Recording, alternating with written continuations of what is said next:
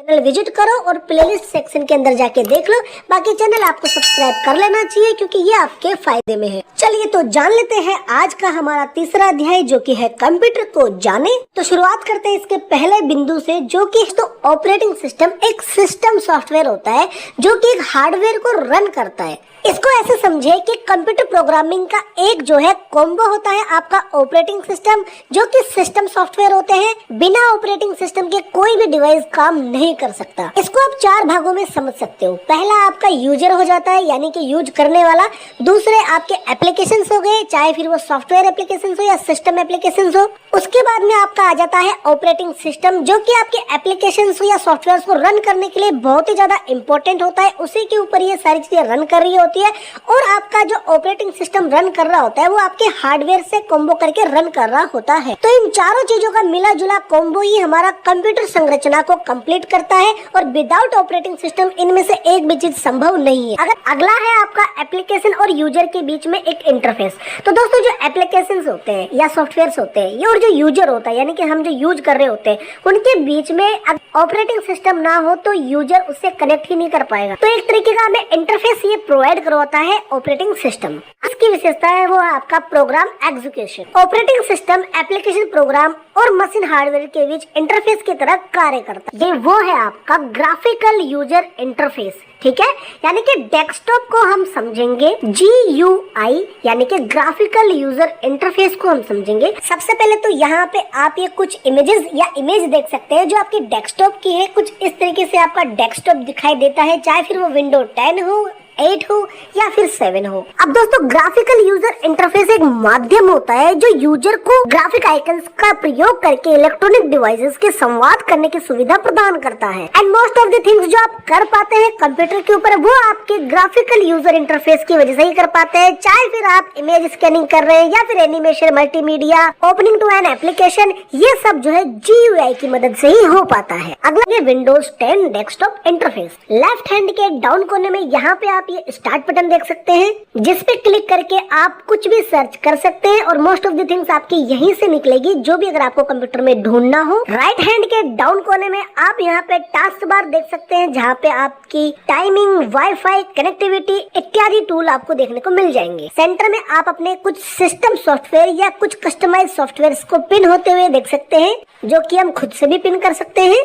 ये आपका एक कस्टमाइज एरिया है, इसको आप चाहे तो कस्टमाइज कर सकते हैं। आप जो चाहे यहाँ पे वो लगा सकते हैं, चाहे फिर आप ब्राइटनेस कम करने का टूल लगाइए या फिर आप किसी ब्राउजर को लगा के रखिए या फिर अपनी गैलरी ऐड करके रखिए। विंडोज 10 के इस वाले आइकन को आप जो देख रहे हैं ये है आपका टास्क व्यू। इस पे क्लिक करके आप देख सकते हैं कि आपके एक बार में कितने विंडोज ओपन हो रखी है या कितने टैब आपने ओपन कर रखे हैं तथा आप क्या क्या काम कर रहे हैं। आगे हम इस विंडोज 10 में कुछ सिस्टम सॉफ्टवेयर के बारे में बात करेंगे। पहला है आपका माइक्रोसॉफ्ट एज, जो कि आपका एक इंटरनेट एक्सप्लोरर ब्राउजर है, जिसकी सहायता से आप इंटरनेट को एक्सप्लोर कर सकते हैं। व्हाटएवर आपको गूगल, यूट्यूब या कोई भी सोशल मीडिया या ई-कॉमर्स वेबसाइट चलानी है, आप माइक्रोसॉफ्ट एज जो कि एक ब्राउजर है उसके थ्रू सर्फिंग कर सकते हैं। आगे हम बात करेंगे विंडो स्टोर के बारे में। तो ये एक मार्केट प्लेस आप बोल लो, जहाँ पे आपको जो है वीडियो गेम्स, एप्लीकेशन, सॉफ्टवेयर्स जो भी आपको चाहिए रहता है वो वहाँ से आप फ्री डाउनलोड्स कर सकते हैं और जो परचेजिंग के रहते हैं उनकी आप पेमेंट करके जो है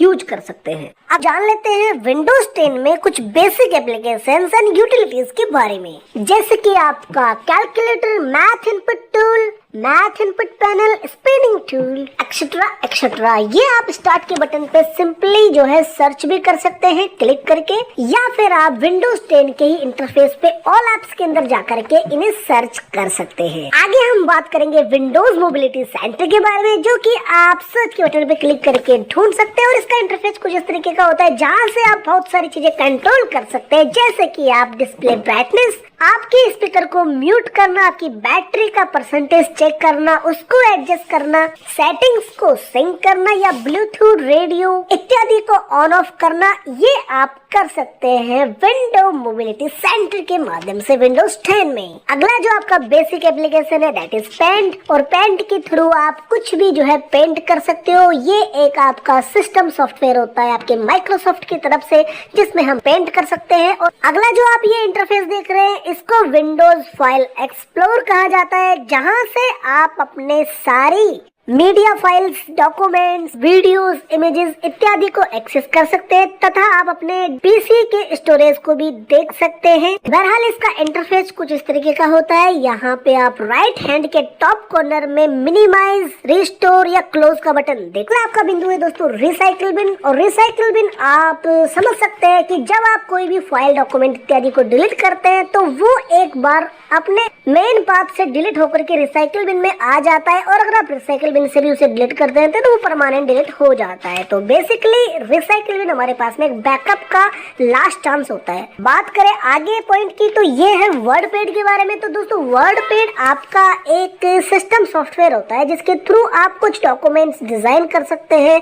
ये आपके एमएस वर्ड की तरह ही होता है, पर इसमें कुछ लिमिटेशंस होती है, पर यहाँ से आप बहुत सारी अच्छी चीजें कर सकते हैं। डॉक्यूमेंट्स बना सकते हैं, पेंट भी आप इसमें कर सकते हैं, इंसर्ट भी आप कर सकते हैं, और काफी अच्छे डिजाइन और डॉक्यूमेंट अलाइनमेंट यहाँ से कर सकते हैं। अगला बिंदु है दोस्तों टाइपिंग प्रैक्टिस के लिए। तो दोस्तों यहाँ पे आप एक राइट चित्र देख सकते हैं, फोटो देख सकते हैं। इस तरीके से आपकी फिंगर्स होनी चाहिए, और इस तरीके से आप जो है अगर टाइपिंग की प्रैक्टिस करते हैं तो ध्यान में रहे कि हर एक शब्द को अपनी उंगलियों के नीचे इसी तरीके से रखें। अगला बिंदु है दोस्तों आपका फाइल फोल्डर को कट, कॉपी, पेस्ट करना। तो ये एक बड़ा ही सिंपल प्रोसेस है। जब भी आप किसी भी फाइल, मीडिया को कॉपी करते हैं तो उसकी डुप्लीकेट हो जाती है।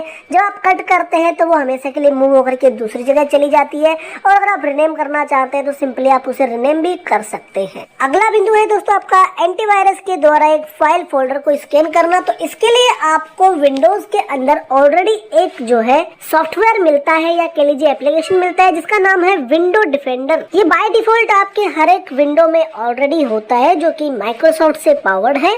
ये आपके लिए एंटीवायरस का काम करता है, और हर एक फाइल को स्कैन करता है और आपको आने वाले खतरे से बचाता है। तो दोस्तों ये था हमारा अध्याय 3 RSCIT बुक का, जो कि उम्मीद करते हैं आपको पसंद आया होगा। अगर आपको पसंद आया तो आप हमारे चैनल को सब्सक्राइब कीजिए और कमेंट करके बताइए कि आपको ये चैप्टर कैसा लगा। बाकी आने वाली वीडियोस की नोटिफिकेशन पाने के लिए आप हमारे चैनल को सब्सक्राइब कर सकते हैं।